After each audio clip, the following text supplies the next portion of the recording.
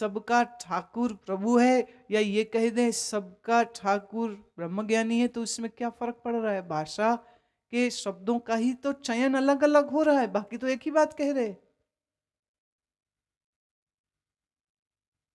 ब्रह्मज्ञानी की मित कौन बखाने, ब्रह्मज्ञानी की गात तो ब्रह्मज्ञानी जाने।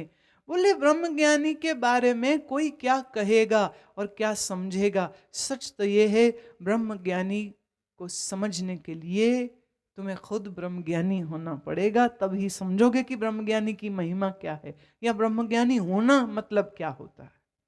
You cannot analyze and you cannot make a commentary or definition about enlightened person, वो ऐसे होते हैं और ऐसे नहीं होते। देखिए, श्री गुरु ग्रंथ साहब में बंगाल के जयदेव, राजस्थान के धन्ना मीरा, उत्तर प्रदेश के सदना कबीर साहेब और रविदास साहेब और स्वामी रामानंद जी, अगर मैं इन सब के फोटोग्राफ्स आपके सामने रखूं, एक से एक नहीं मिलता। धन्ने जी पगड़ी बांधते थे, रामानंद जी का सिर मुंडित था। धन्ना भगत किसानों का वेशभूषा पहनते थे, और स्वामी रामानंद भगवे कपड़े पहने हुए सन्यासी वैष्णवाचार्य थे। कबीर साहब सेली टोपी लगाते थे, और रैदास जी सिर खुला रखते थे, सिर में कुछ भी नहीं पहनते थे। रैदास जी चमड़े का कारोबार करते थे, और कबीर साहब जी खड्डी कुछ समय चलाते रहे, और उसके बाद कहलाए तो वो हमेशा जुलाहे का ही बेटा। धन्ना जी किसान हैं, मीरा महारानी है। बताइए सोशली क्या चीज मिलती इन लोगों की, जितने मैंने नाम लिए? किसी की किसी के साथ कोई चीज नहीं मिलती। मीरा श्री कृष्ण के सरगुण रूप की उपासक है, और कबीर कट्टर मूर्ति विरोधी। रैदास श्री राम के उपासक हैं, पर राम निर्गुण के उपासक है। कोई निर्गुण का उपासक है, कोई सरगुण का उपासक है, लेकिन इन सब के अंदर एक चीज कॉमन थी, जिसकी पहचान श्री गुरु अर्जन देव को थी। ये सब ब्रह्मवेत्ता थे। So it doesn't matter how they dressed, how they talked, what was their language, what was their profession. कीमती बात यह है कि उनके अंदर क्या था।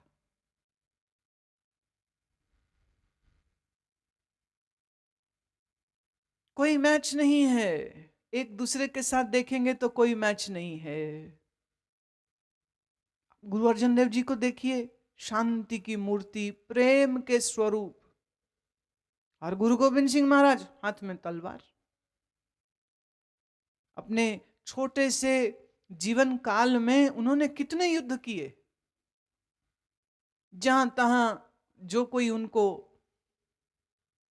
घेर लेता था, या उनको वंगारता था, या उनको चुनौती देता था, वो सामना करते थे उसके। गुरु अर्जन देव जी शहीद हो जाते हैं, और गुरु गोविंद सिंह महाराज तलवार लेकर के युद्ध करते। दोनों में बताइए क्या मैचिंग है? कोई मैचिंग नहीं। उनका व्यवहार बिल्कुल अलग है। गुरु अर्जन देव जी के सुपुत्र गुरु हरगोविंद,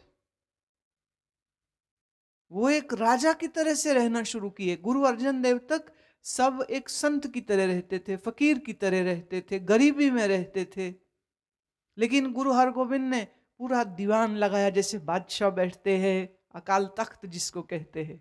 हरमंदर साहब के ही ऑपोजिट उसको बनाया गया। वो वहां बैठते थे जैसे कोई महाराजा बैठते हैं, और उन्होंने कहा अब से इस पीरी के साथ, हम पीर तो हैं ही, इस पीरी के साथ अब मीरी भी मैं जोड़ता हूं।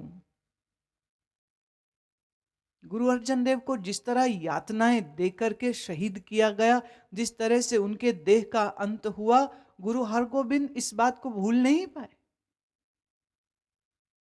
दुष्ट लोगों की दुष्टता का तो कोई अंत नहीं है। तो आज से हम पीर भी हैं और हम सिपाही भी है। तो उन्होंने दो तलवारें पहननी शुरू कर दी, एक तलवार मीरी की, एक तलवार पीरी की। शस्त्र भी है, शास्त्र भी है। अब सामने वाला जैसे आएगा उसको वैसा जवाब दे देंगे। शस्त्र चलाने हैं तो आ जाओ फिर मैदान में। गुरु हरगोविंद ने अपनी आर्मी खड़ी कर ली थी। सेना बनाई, ट्रेन किया, ड्रिल, शस्त्र बनाने सीखने, और युद्ध के लिए पूरे जत्थे तैयार कर दिए। कोई मजाक की बात है? जो गुरु अर्जन देव जी के साथ लाहौर में ये बादशाह के ऑर्डर पर मुर्तजा खान ने जो कुछ किया, क्या ये छोटी बात थी? क्या ये क्षमा योग्य थी? गुरु हरगोविंद कहते मैं नहीं क्षमा करूंगा। दोनों के स्वभाव में, दोनों के व्यवहार में, दोनों बाप बेटा भी हैं, दोनों गुरु गद्दी में गुरु भी हुए, पर दोनों का जीवन बिल्कुल अलग। इसलिए आप बाहर से किसी का एक्शन, किसी का कर्म देखकर ये नहीं कह सकते हैं कि वो अंदर से ब्रह्मज्ञानी है या नहीं है। वो है या नहीं, ये दूसरा ब्रह्मज्ञानी ही जानेगा वो है या नहीं है, आप नहीं जान सकते। ब्रह्मज्ञानी की गत ब्रह्मज्ञानी जाने। ये स्वयं संवेदना का विषय है, ये पर संवेदना का विषय नहीं। दूसरा इसका जज नहीं हो सकता है।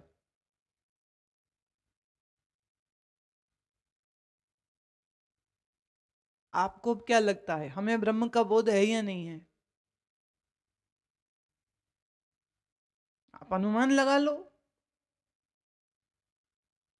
हो सकता है, हो सकता है ना हुआ हो। हम ऐसी तुम्हें बातें बना रहे हैं। हम अच्छे वक्ता हैं, अच्छी बातें करनी जानते हैं, 4 किताबें पढ़ी हुई हैं, इसलिए बोलते रहते हैं। How do you know that I know?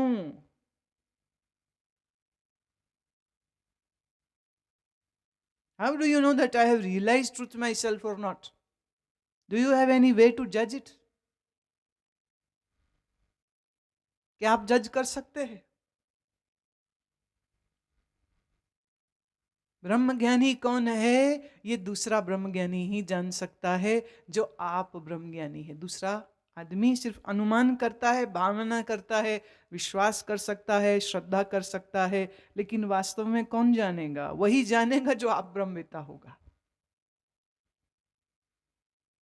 ब्रह्मज्ञानी का अंत न पार, नानक ब्रह्मज्ञानी को सदा नमस्कार।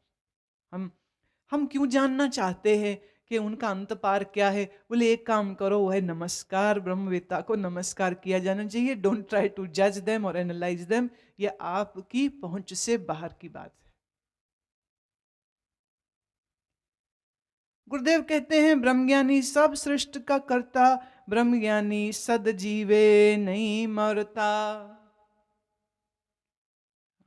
ये तो हमारे क्या बोले ना, जान की जान है ये पंक्तियां। ब्रह्मज्ञानी कभी नहीं मरता।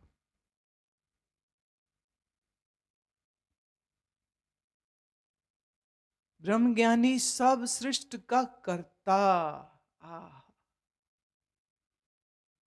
सृष्टि का कर्ता ईश्वर है, बोले ब्रह्मज्ञानी ईश्वर भी है। कैसे? शिष्य के मन में भगवत भावना की सृष्टि बनाता है, मनमुखी से उसको गुरुमुख बनाता है, रजोगुणी तमोगुणी से बदल के उसको सतोगुणी बनाता है। क्या आपकी पूरी दुनिया उस संत की वजह से बदल नहीं गई क्या? और अगर बदली नहीं तो तुम्हारा संत से संग नहीं हुआ। अगर वास्तव में संत से संग हो जाए तो वो तुम्हारी दुनिया नहीं बदल देता क्या? कागो हंस करे, क्या हंस क्या बगला, काग को हंस बनाता है। तो ये सृष्टि बनाना ही तो हो गया। जब पिता के वीर्य से संतान उत्पन्न होती है तो हम कहते हैं ये उसके बिंद से, उसके सीमन से जीव बना, नया शरीर बना। और ब्रह्मज्ञानी अपने नाद से, अपने शब्द से, अपने ज्ञान से एक नया जन्म देते हैं। इसलिए संत को, ब्रह्मवेत्ता को हम नादी बिंद पिता कहते हैं। नाद से उत्पन्न किया है। ब्रह्मज्ञानी सदा जीता है, कभी मरता नहीं, क्योंकि जो मरता है वो तो देह था, और ब्रह्मज्ञानी देह थोड़े ना है, तो देह है नहीं, इसलिए वो सदा ही जीता।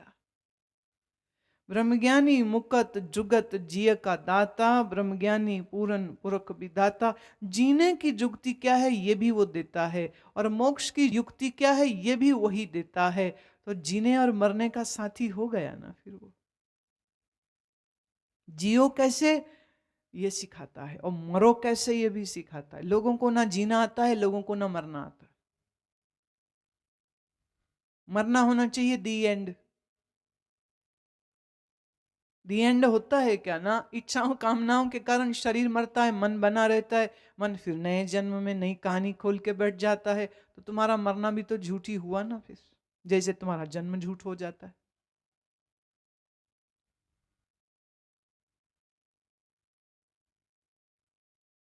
ब्रह्मज्ञानी अनाथ का नाथ, ब्रह्मज्ञानी का सब ऊपर हाथ।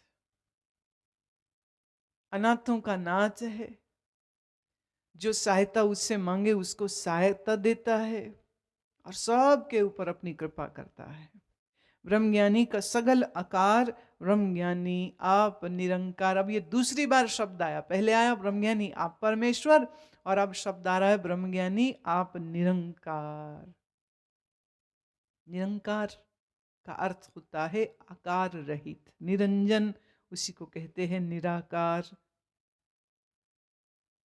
अंजन रहित निराकार जो है उसी को कहते हैं निरंकार। और ब्रह्मज्ञानी का सगल आकार। चूंकि ब्रह्मवेत्ता ने अपने एक व्यष्टि मन से अपने निश्चय को हटाया, और मन को माया में, बुद्धि को अहंकार में विलीन कर दिया, और ये सगल संसार अपना ही हो गया। विश्व से उठकर वो विराट हो जाता है। विराट। अब ये पंक्ति बहुत गहरी, बहुत ऊंची स्थिति के विषय में कह रही है, जिसको शायद सही वक्त आने पर इसका खुलासा कर पाएंगे, क्योंकि अभी ये बहुत बहुत समझ से परे की बात है। ब्रह्मज्ञानी की शोभा ब्रह्मज्ञानी बनी, नानक ब्रह्मज्ञानी सर्व का तनी। आम आदमी कहता है मेरी शोभा पैसे से, जब मैं जेवर पहनूं मेरी शोभा उससे, जब मैं बड़ी गाड़ी में बैठूं मेरी शोभा उससे है। ब्रह्मज्ञानी की शोभा किससे? बोले ब्रह्म ज्ञान से। और ब्रह्मज्ञानी सर्व का धनी, माने सबसे ज्यादा धनवान वही तो होता है, बाकी तो सब कंगले हैं उसके सामने।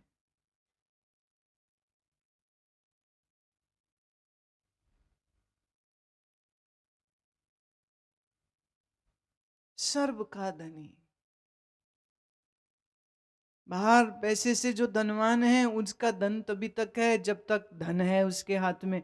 धन निकल जाए वही गरीब हो जाता है। लेकिन ब्रह्मज्ञानी का धन है उसका ज्ञान, और उसका ज्ञान उससे कभी छीनना नहीं है, गुम नहीं हो जाना है, कोई उठा के नहीं ले जा सकता है। इसलिए उसका धनवान होना निश्चित ही गारंटीड है और परमानेंट फीचर।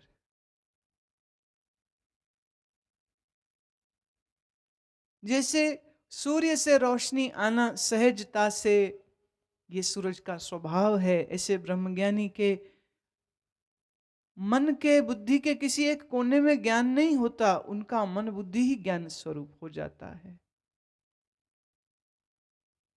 गहरी नींद से सोए हुए ब्रह्मवेत्ता को उठा करके भी अगर पूछोगे ना कि महाराज माया क्या है, तो उस समय पर भी उसका विवेक उतना ही जागृत होगा। ये नहीं कि वो पता ही नहीं क्या है और क्या बोल रहा है और क्या पूछ रहे हैं और कुछ समझ ही ना आवे उसको। हड़बड़ाहट नहीं है उसके।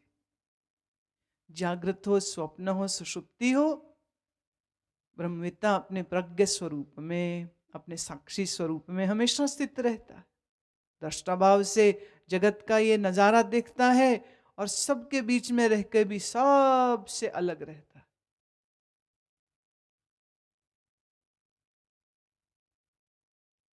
ये ब्रह्मज्ञानी की महिमा है, ये ब्रह्मज्ञानी की स्तुति है।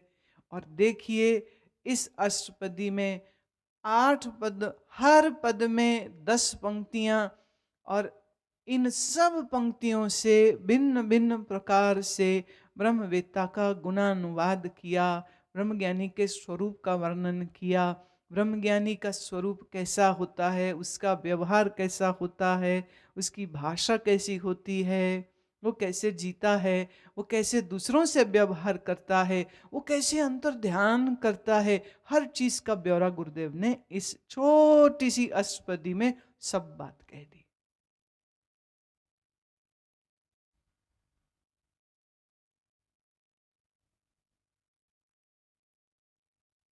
हम तो ये सोचते हैं कि किस किस अवस्था में रहते थे ये लोग, जो ऐसी सरस वाणी और ऐसा ज्ञान और ऐसा सुंदर उसकी प्रेजेंटेशन, शब्दों के चुनाव से लेके उसके गद्य और उसके पद्य में कोई कमी नहीं, एक से एक शब्द मिलता है। ब्रह्मज्ञानी का सगल आकार, ब्रह्मज्ञानी आप निरंकार। आखिरी शब्द जो है, अगली पंक्ति का आखिरी शब्द उससे पूरा मैचिंग है। नाथ, हाथ, दाता, विधाता, कर्ता, मरता, बनी, धनी। एक एक शब्द देखिए तो कैसे मोती की तरह पिरो करके एग्जैक्ट उसके जगह कोई दूसरा शब्द हो नहीं सकता। और मजे की बात यह है, इन्होंने सोच सोच के, विचार विचार के, एनालाइज कर करके नहीं लिखा, सहज प्रवाह है, ये सहज अभिव्यक्ति है उनके ज्ञान की।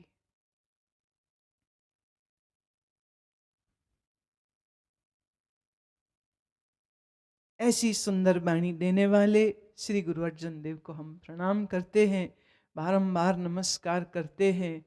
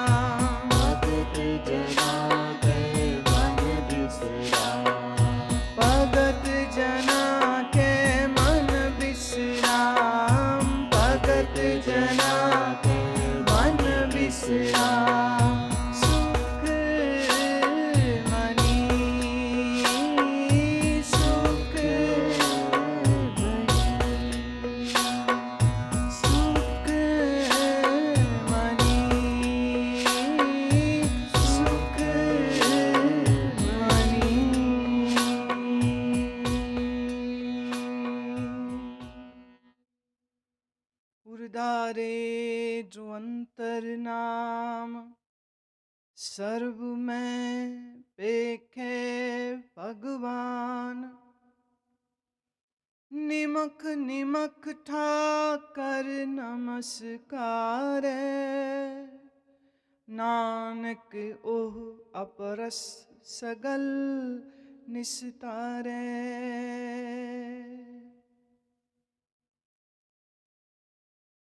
अगली अष्टपदी की भूमिका इस श्लोक में है और इस एक श्लोक से भाषित होता है कि आने वाले अष्टपदी के प्रवाह में क्या होगा।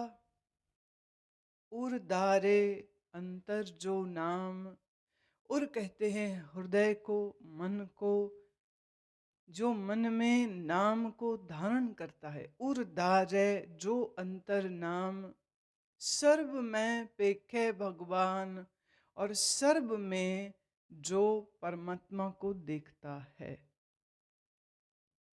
इस पंक्ति में सर्व में पेखे भगवान एक बहुत गहरा, एक बड़ा विलक्षण रहस्य छिपा हुआ है।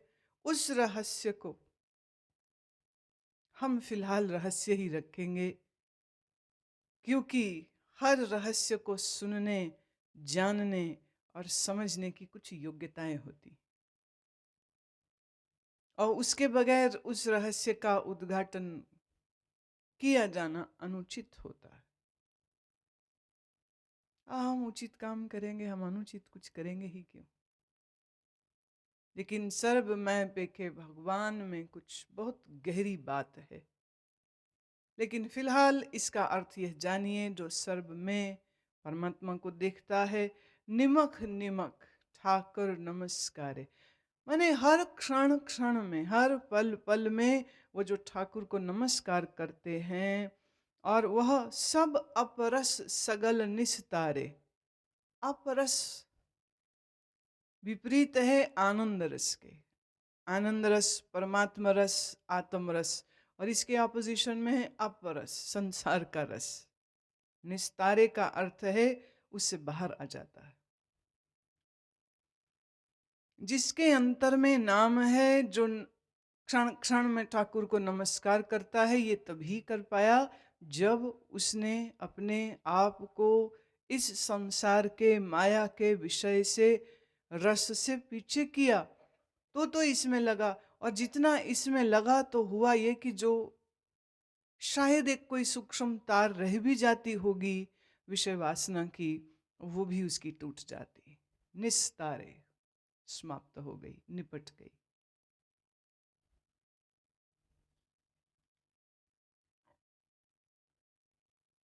मिथ्या नाही रसना परस, मन में प्रीत निरंजन दर्श।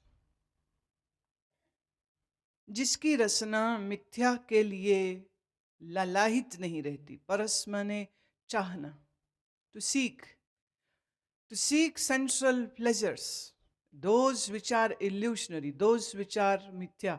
Let me say it, mithya is not equivalent to illusion.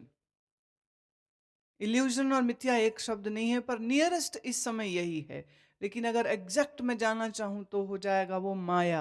अब इस समय माया एक जेनरिक वर्ड है। ये यूं तो संस्कृत हिंदी का है, लेकिन इस समय अंग्रेजी भाषा ने भी इसको स्वीकार कर लिया है एज इट इज, क्योंकि माया का इक्विवेलेंट अनुवादित करने लायक अंग्रेजी में कोई शब्द था ही नहीं। अंग्रेजी भाषा खासी गूंगी बहरी भाषा है, ये बहुत हैंडीकैप्ड है, इसके पास बहुत ज़्यादा चॉइसेस नहीं है, धर्म अध्यात्म के शब्द इसके पास नहीं है। माया, इसे यूं समझें कि आपके सामने बड़े सुंदर सुंदर मिठाइयाँ रखी हैं, इतनी टम्पटिंग है, और आप जैसे ही बढ़ते हैं उसको उठाते हैं, और जैसे ही मुंह में डालने लगे, किसी ने कहा रे इसमें जहर है, अब खाएंगे, वापिस वहीं रख देंगे, और वहीं पड़ी रहेंगी। लेकिन अब उस मिठाई की इच्छा आपको खाने की नहीं होगी। क्यों? जहर है उसमें।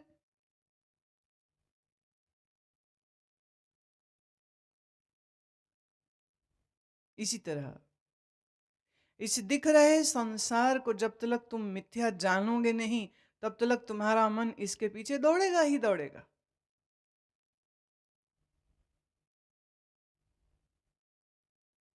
रुकेगा ही नहीं, क्योंकि संसार में रस दिखता है, मजा दिखता है, प्लेजर दिखता है, इसलिए मन भागता है।